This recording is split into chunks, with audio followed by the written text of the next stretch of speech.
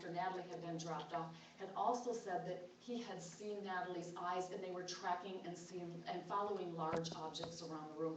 He never saw the baby that morning. That was just a small part of it. That on top of all this medical evidence from Dr. Huntington, who was the coroner, his original autopsy said that these symptoms argued against shaken. The next autopsy said these symptoms were caused alone by shaken, and this baby had been shaken, and the onset of the symptoms are immediate, and that's why I was charged. That, and I had said the baby seemed normal upon arrival that morning. In November, we had a trial. I had no clue how to prepare for a trial, what was going to happen. My attorney had told me at one time when we were talking, he said, Audrey, I'm having a really hard time getting medical experts to talk about this because it's such a vague area of medicine. The state had 7 experts, we had 2. None of their 7 could agree on what time exactly something happened, but they all figured it happened within a 24-hour time period, of which I had her for 1 hour. Our 2 medical experts were good. They were vague. They said, one of them said that they had felt, yes, she probably was shaken, but it could definitely not be timed to my care, and they didn't take into consideration all the other factors. One of the other things that they threw in my face at the trial was, they said that it was equivalent to a fall from a 2-story building, that there was this peach stain, an orange stain on the inside of her jacket. There was an orange stain that I had never been aware of on this peach, or bright pink and printed outfit that she had on. The stain went further. It went on to the car seat strap, it went onto the car seat liner, and it went under the liner. But they tried to say that I was feeding her peaches. I got mad at her. She choked. I wiped her mouth with the inside of the jacket, and at that time then, I smacked her head against something. Fortunately, that morning that this all happened, I had on a long ivory-colored sweater, and 3 of the EMTs, medical people who had arrived at my house, had all noticed that I had a formula-colored stain on my sweater. Had that baby been fed anything in my care that morning, I wouldn't have had an ivory-colored stain on my sweater. It was also noted by the EMTs and the med flight staff that there was formula in her airway, and then they found with the autopsy there was formula in her lungs. There's absolutely no food in her stomach at the time of autopsy. But the DA knows because they were there.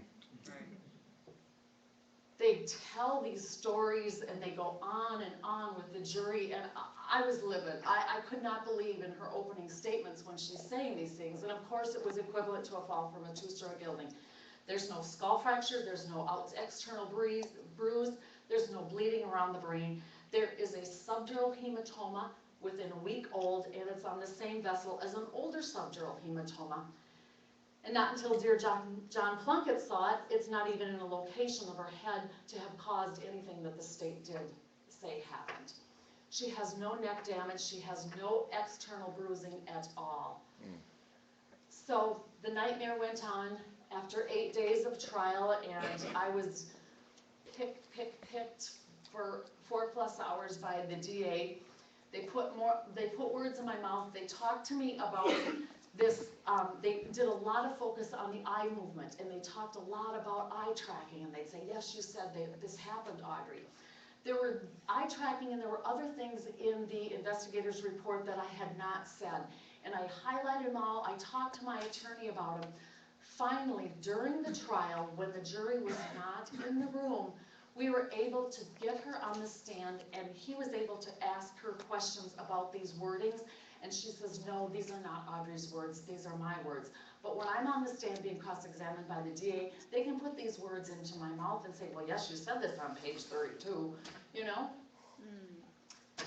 That's how I feel that it's so sad when they try to put together a case. If they would deal with the facts and the truth, they wouldn't have to go around to all these other things. But they did. There was no rotational acceleration, deceleration. Natalie's parents had called the doctor or taken her to the doctor 25 times in 27 weeks. Wow. Because of her excessive crying, and they didn't know what to do. But according to the DA, that's because they were wonderful parents. The only time that the father was ever left alone with the child at night, he couldn't handle it at 10 o'clock. It was shortly before 10 o'clock, excuse me. So he called the hospital. I don't know what the symptoms were. They told him to get away from the baby. I don't know. There's a lot of things I don't know. I will never know, but I don't like to be falsely blamed.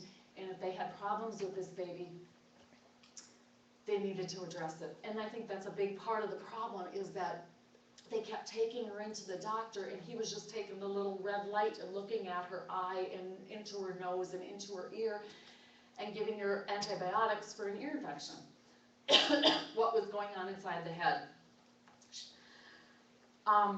The prosecution also, nobody talked about at the time oxygen deprivation. She went for I don't know how many minutes in my care without proper oxygen. I don't know what was happening when I went into the room to get her. I had no idea what oxygen deprivation could do to a baby as I was holding her upright and running her through my house and going to scream for help, but that was all considered utter disregard to human life according to the DA, because I wouldn't take responsibility for this charge. When Natalie was taken to the hospital, the brainstem was still intact. There were no brain functions, but they didn't determine time of brain death. They didn't even look into that until later in the day. The verdict came down. It was a guilty verdict. I was charged with first-degree reckless homicide. I was so scared. I had a 9-month-old baby at home. I had a 2 3/4-year little girl and a 4.5-year girl old, and I just thought that was the end of my life. I was so scared. I thought they were going to take me away that night. By the grace of God, the judge said, you can go home till sentencing. That was pretty gracious for a high risk to society, someone that was in denial. And I was living in Minnesota. I had no stipulations other than they wanted me. Well, I was home during the day with the children when their dad was not home. They wanted me to take an hour break every day and have it documented by who watched the kids. I did that, no problem. 2 days after my youngest daughter's first birthday, I was sentenced to 18 years in prison. Here again, we have not looked at any of the baby's past, the parents' past, what they've done with her, and I don't even know, but there was just too much ignored. Everybody that had spoken on my behalf were character witnesses, 60-some letters that the judge or the attorney had gone through and put together to give to the judge. Everybody that said that I was a nice person and I did well with children didn't really know me according to the judge. And everybody has a dark side, and we all have bad days. It was a bad day. He sentenced me to 18 years. I was handcuffed, taken away. No clue what was I in for. My attorney had said to me, Audrey, we're starting the appeal right away. What the heck is an appeal? I had no clue. I was scared to death. There was no way to try to prepare for this. To this day, I'm still not prepared for going to prison. There's just no way. Fortunately, in hindsight, I was marched off to the state prison right away the next day. Many times people have to sit a long time in county jail. This was my first experience. I did whatever they told me. They take everything. You're gone, from your contact lens to your underclothes, everything. You are now state property. The appeal started right away. Within 3 weeks, I saw my attorney, and he told me that he was reviewing it. He asked me if there was any errors that I had thought my trial attorney did. I was like, yeah, I got a guilty verdict. You know what was wrong? I did. But something was wrong. I was scared to death. I had no clue how long an appeal was going to take. He started, and right away, dear John Glaznick helped later, John Plunkett in September, I think it was about, you contacted Dean Strain. It was a very interesting time. He was looking at some material about and he came across stuff about my case, and he picked up the telephone and called Dean Strain, my appellate attorney. Dean Strain called me later that day and said he got a call into me at the jail, or to prison, And he said, you know, this doctor has called me, Audrey, he says, he knows more about your case than I can imagine, and he hasn't even seen the autopsy and the medical report. I sent it to him, I hope that's okay. It's fine. So, we started, he and Janice Ophoven did some work on it. We were supposed to have a hearing the following February, after I'd been in for a year. I thought by then everything would be done, I'd be out, the appeal would be over. Once again, I was very wrong. I got to the county jail, and my minister came to tell me that the decision had been made. The judge had had a change of mind due to the district attorney's request that day that this new medical evidence not be presented. I was livid. They're enhancing my shame or remorse skills. I went on to the district, we went on to the District Court of Appeals. Within the first year, we had to go back to the judge with our first appeal, new medical evidence, also talking about, this was definitely not first-degree reckless homicide. I did show remorse. I called 911. I did CPR, but they didn't agree. They still wanted me slammed with first-degree reckless homicide. Of course, it's the death of a baby. It's a very, very sad thing. My heart cries every day, but I wanted the truth. We went on to the next level, which is the District Court of Appeals. The medical evidence was compiling and getting stronger. We were also talking about a juror had been improperly dismissed. They were talking about new medical evidence. Then they were talking about also that it wasn't first-degree reckless homicide. None of it was carrying through. The next step then was the federal appeal. That went on into my 5th year. I was divorced. My father passed away. I had been seeing my kids very regularly. They live 5 hours away. They lived in Lakeville, Minnesota. I was in Fond du Lac, Wisconsin. I have no clue yet where Fond du Lac is, but I was there. And kind of at that point, I just really didn't want to know, because being in prison was not fun. It was something I never got used to. It's a very, very rigid environment. I get there, you're stuck in a 6x8 room with a tin toilet and 2 metal bunk beds and a stranger, and the door is locked. And good luck. I mean, that is not even a healthy environment, in my opinion, for the happiest couple in the world. It's just not. You're told when to eat, you're told when to get up, you're told when to pee, you're told when to go on a visit, you're told everything. I mean, it's hard. I was very, very, very blessed, and I'm so thankful to this day. I had great support from my family, friends, the community that I lived in, the community that I had just moved to, and friends from many years back, which is such a blessing. It was awesome. My visits, my mail, my telephone calls, any contact with the outside world, because prison life was not anything I could ever get used to. Went on with the federal appeal, and we were going into the 6th year, and struggling with that. We had some oral arguments with that. Bill Teese was my attorney with that out of Chicago. He had really, really hoped we would get some relief granted at that time, and unfortunately that didn't happen. I had heard over the years about the Innocence Project. People kept saying, write to the Innocence Project, and I didn't know what to do. I would have had no idea how to write to them and say, this is a wrongful conviction, I need help, please do something. I wouldn't have known. A great blessing happened one day. Keith Finley, who is one of the lead attorneys of the Wisconsin Innocence Project, and he's now the head of the Innocence Network, he was at a luncheon, and a neurologist who worked at the UW-Madison Hospital, who was very, very knowledgeable about this case. He'd seen it, he'd studied it, he'd followed the trial. He knew it was wrong. He confronted Keith Finley, and the Innocence Project had then confronted me, saying that they had new medical evidence, and if I didn't get relief on the federal level, they would help me. Well, that was wonderful.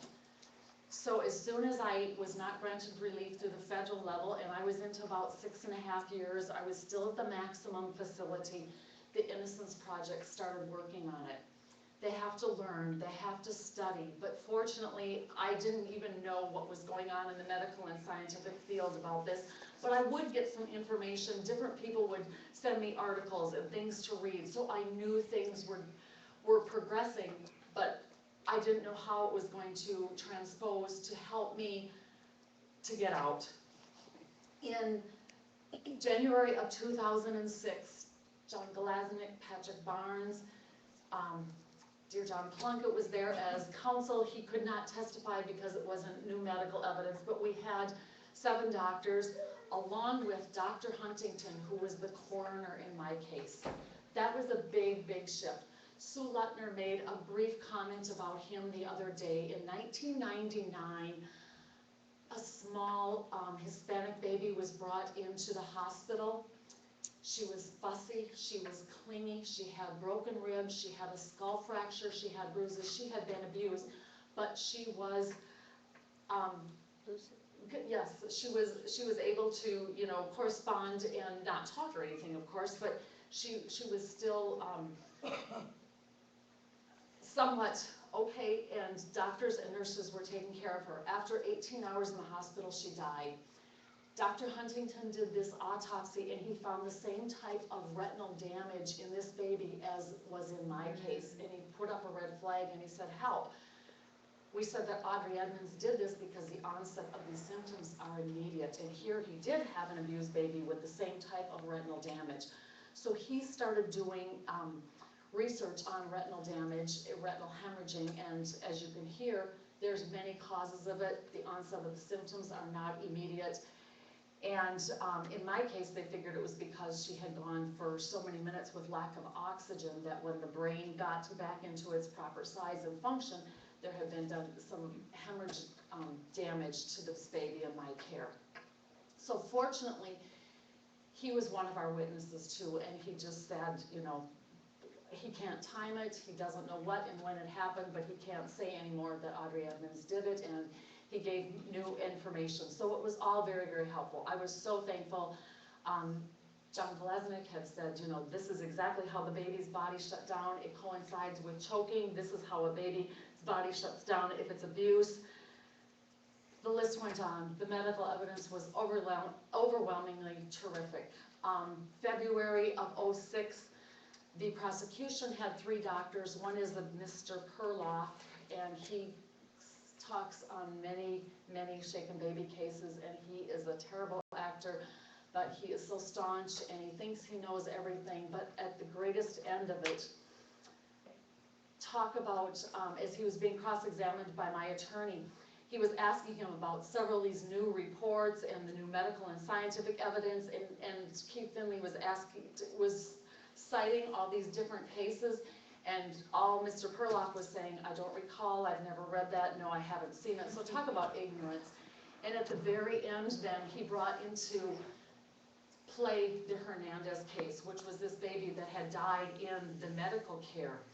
And he said to Mr. Perloff, he said, obviously then you are going to tell me that since the baby that died in medical care has the same type of retinal damage that the baby that died in Audrey Edmonds' care, you're going to tell me then that a doctor or a nurse at the UW-Madison Hospital abused this child. Oh no, sir, they're wonderful doctors and nurses, I'd never say that. My attorney looked at the judge and he says, I have no further questions, Your Honor. A great way to put a stupid person in the corner. Yep. But the judge didn't want to hear it. He agreed that the new medical evidence was overwhelmingly good, and it could possibly change a jury's mind from their original conviction, but he still did not grant me a new trial. I was ticked. I was not a happy girl. That was not easy. I was like, it was as black and black and white as white. What did and did not happen. This child was not abused in my care. There was so much that did not happen, and it was proven. These doctors aren't sitting around looking for something to do, deciding to come and talk on Audrey Edmonds' behalf. There is new medical and scientific evidence which proves this is a wrongful conviction. So the process started. My attorney tried to come from me and say, Audrey, they've left so many doors open in his decision that we will appeal it right away. Right away was too long. I was going in close and on my 10th year, and it was not fun. They started the process. we filed our motion right away, we filed all of the necessary materials, and then, see, we got a decision from the judge. I had my new medical evidence hearing in January, the state put on their dog and pony show in February. We got the judge's decision in March, so that, in hindsight, is good.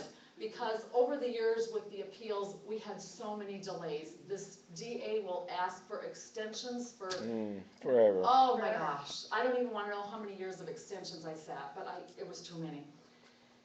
So I was very fortunate that the process got started as quickly as it did, as hard as it was. I had seen parole 4 times. They would not do anything for me because this is utter disregard to human life. I am in denial. They tell me about all the things that have been into play with this case, and they won't grant me parole.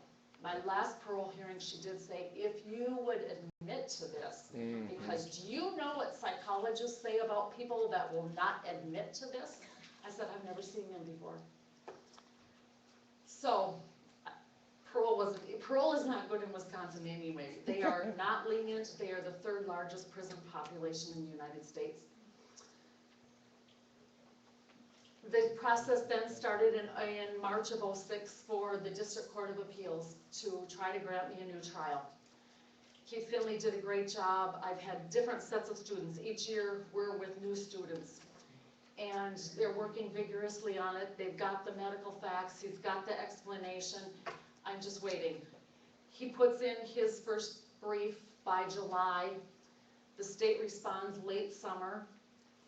We responded again, and I remember Christmas time was the last response, and I will never forget, in Keith's letter to me, he said to me, it was our final statement, our final paper, before they would make a decision, the District Court of Appeals, and I'll never forget, in the bottom of his last line of his letter to me, he said, you know, Audrey, I can't tell you how long it takes to get a decision from the District Court of Appeals, but usually within 4 to 5 months, we hear from them. All I could thought, I will never forget that day. It was the weekend before Christmas, and I thought, God, if I could please be home for my daughter's birthday in April, that would be just awesome. This was right before Christmas. The last Thursday of January of 2008, I was at a minimum facility. I was working off grounds. It was a snowy day. I come in, the first sergeant that does a head count, you have to go all through these channels to get in and get pat searched, and they can strip search you and go through everything that they want. And the first sergeant I saw, he said, Miss Edmonds, you have a phone call with your attorney today at 4:15. And I thought, oh God, now what? Because I was so tired of delays and rejections. And I got in, and I was waiting in line to get checked in and to get pat searched and all that fun, exciting stuff, because I was a high risk to society. And another inmate came to me and she said, Audrey Edmonds, your case was on the Madison News at noon today, and you have been granted a new trial. Thank you, God. Oh my gosh. I could not believe it. I was ecstatic. I get shaky. I was just livid.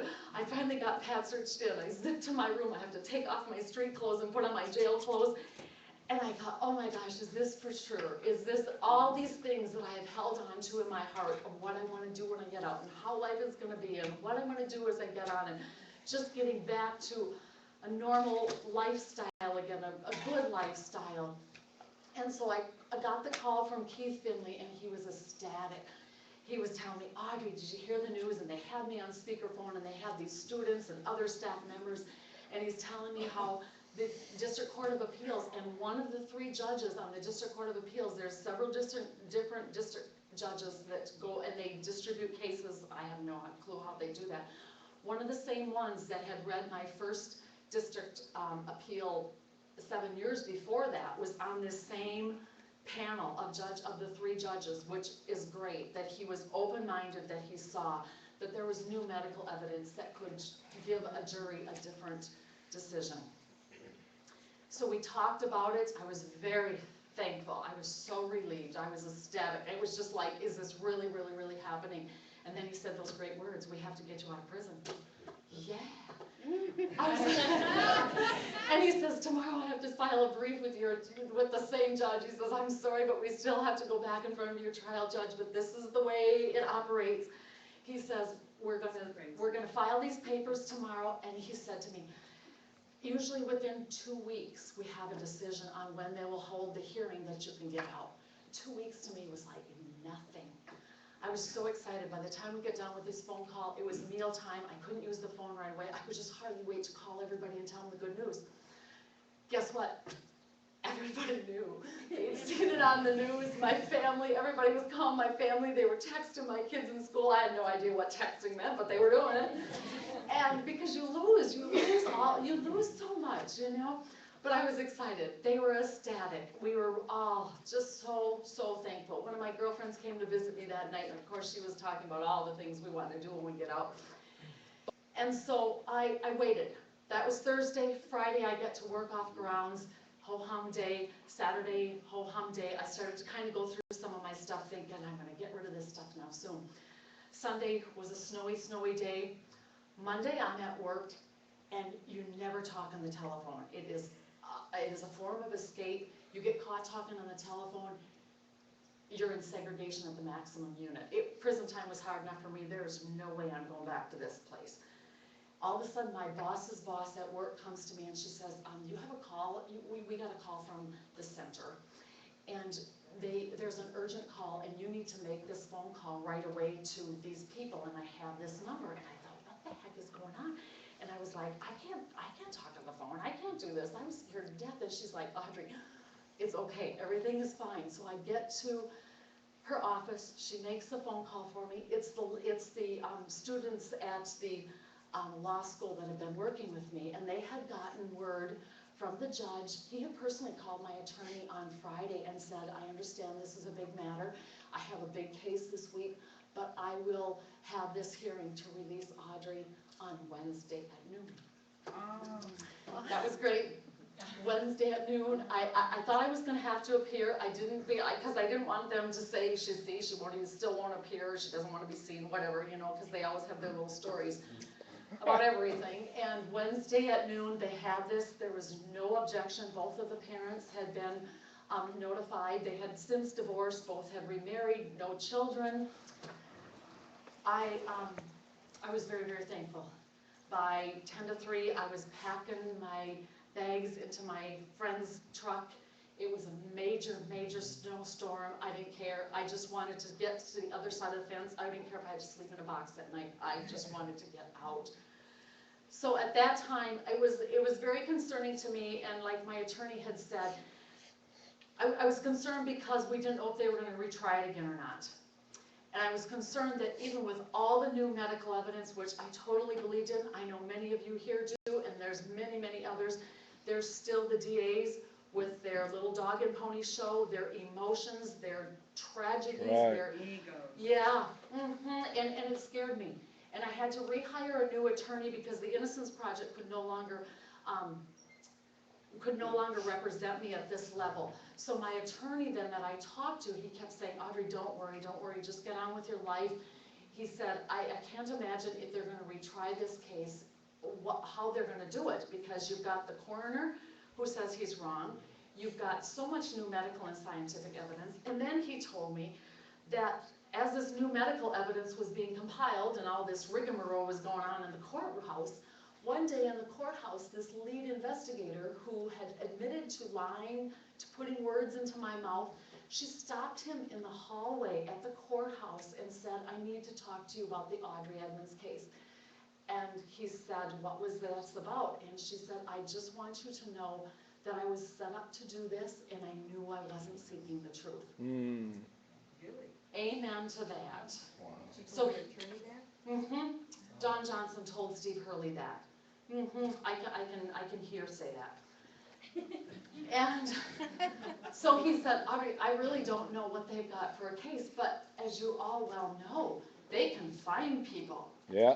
They can pay people, and it can happen. I was scared, but thankfully, they postponed my hearing. The DAs postponed my hearing 3 times. On July 11th, my oldest daughter's 17th birthday. She was the one who was going to preschool when I went away. On her 17th birthday, they finally dropped the charge. I was very, very, very thankful. The reasoning, though, was because the parents didn't want to go through a new trial. Well, it's because they don't have any medical evidence and there was a wrongful conviction. But I'm just so, so thankful. All of you here, these doctors, these pathologists, these neurologists, all of you that are working so hard, you're speaking up so other people don't have to go through what I did. It's not just about me, it's about anybody in a wrongful conviction. It's about anybody that has to go to prison that is just not right. And it means so much to me, and I thank you. And I thank you all for your support and for your continued support so that hopefully others won't have to go through this. Audrey, tell our audience how they can get your book. Oh, I have a book. This book came out in November. One of my dear friends who was a TV reporter for years, and she's a writer, and she kept saying to me while I was away, Audrey, you have to tell your story, you have to tell your story, because she even talks about it in here too. She says, all the years that I did reporting, you always thought somebody's charged, they've done the right research, they've got the true evidence, everything is complete. If somebody says they're not guilty, they're in denial. They just don't want to go to prison, they don't want to admit to their wrongs, whatever the case may be. And she said, we're learning that this is wrong.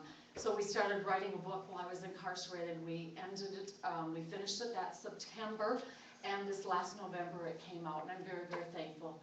It was finally, it's good to be able to tell my story. When you're convicted, when you're going through the process, you feel like you can never speak up because you've been charged, you've been found guilty, and you're still there. And so it's very, very nice to be able to tell this is what really happened. Tell them the title of the book and where to get it. The title is It Happened to Audrey. It's available on Amazon.com or BarnesandNoble.com. Thank you. Any questions? Thank you all. Thank you very, very, very much.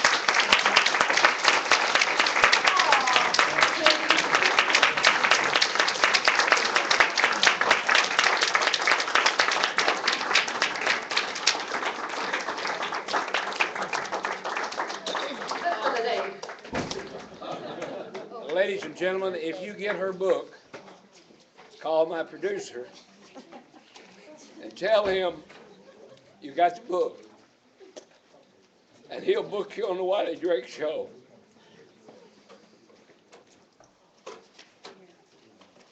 His phone number is 714-699-8657. Call him and say, I purchased the book and I want to be on the Wiley Drake Show to talk about it. And we would welcome you to do that. His phone number is 714-699-8657. That's my producer, Bob Bosworth, in the Los Angeles area. And he'll book you on the show. We'll give you 10 or 15 minutes, however much time you need, to come on and talk about your experience with that book. It happened to Audrey. It happened to Audrey. And the subtitle is, and it can happen to you. Yeah. So, get the book, go to Amazon.com, go to wherever you get books, get the book. It happened to Audrey and it can happen to you. Call my producer, Bob Bosworth, 714-699-8657, and tell him Pastor Drake said, book you on the show. You can come into our studio in Los Angeles, come in to wherever we might be on location, like right here in British Columbia, but you can also call in on the phone and do an interview, and we'll be glad to do that for you.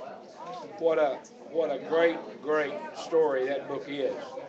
And I would encourage you to get that book and read the story. And what a story.